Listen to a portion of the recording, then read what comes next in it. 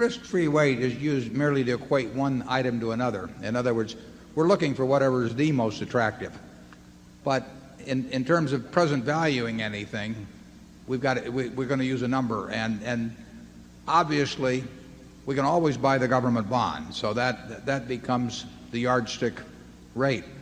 It doesn't mean we want to buy government bonds. It doesn't mean we want to buy government bonds if the best thing we can find has a present value that's works out at 0.5% a year better than the government bond.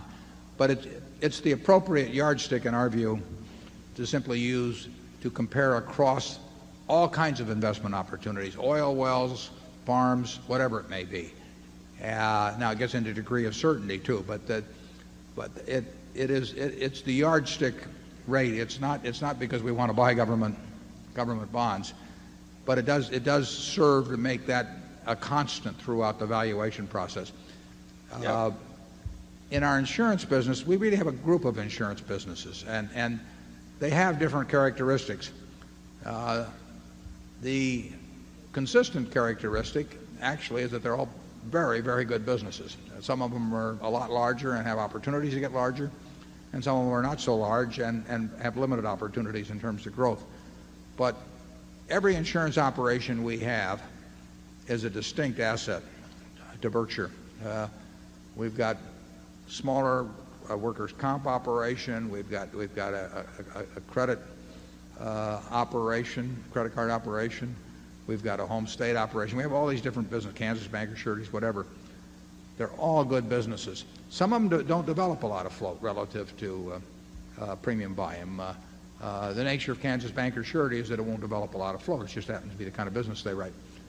The nature of comp is that it develops more float because comp claims pay more slowly. You really should think of each one of those having different characteristics. GEICO is entirely different than the super cat business. They're both good businesses. In terms of how we invest the money when it comes in, we invest it when it comes in. I mean, we'll get a large super cat premium today, it's invested. Now, if we have a claim tomorrow, then we disinvest, and in a substantial way. If you take something like GEICO, the cash flow is always going to be positive probably on that. We won't have another Hurricane Andrew because we've backed out of the homeowners business to quite an extent. So month by month, the money comes in at a GEICO, and the faster it grows, the more the money that comes in. We have so much capital that we can basically put that money into whatever makes the most sense for Berkshire. So we have none of either the mental or psychological constraints or regulatory constraints that many insurance companies operate under. Many of them think they sort of should have this portion and this portion and that and so on.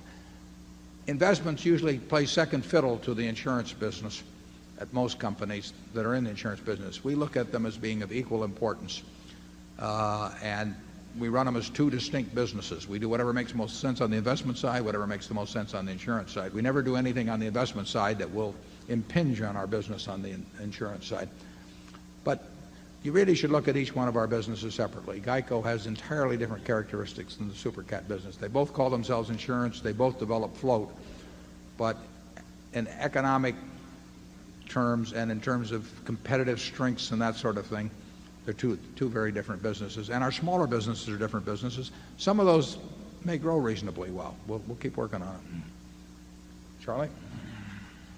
Yeah, if you look at a corporate stock, it's obvious you can buy any maturity of government bond you want. So one opportunity cost of buying the stock is to compare it with the bond. But you may find that half the stocks in America you're so fearful about or know so little about or think so poorly of that you'd rather have the government bond. So on an opportunity cost basis, they're taken out of the filter. Now you start finding corporations where you like the stocks way better than government bonds.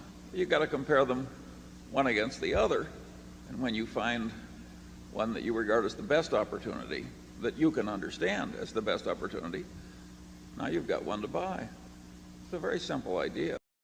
It uses nothing but the most elementary ideas from from economics or game theory. It's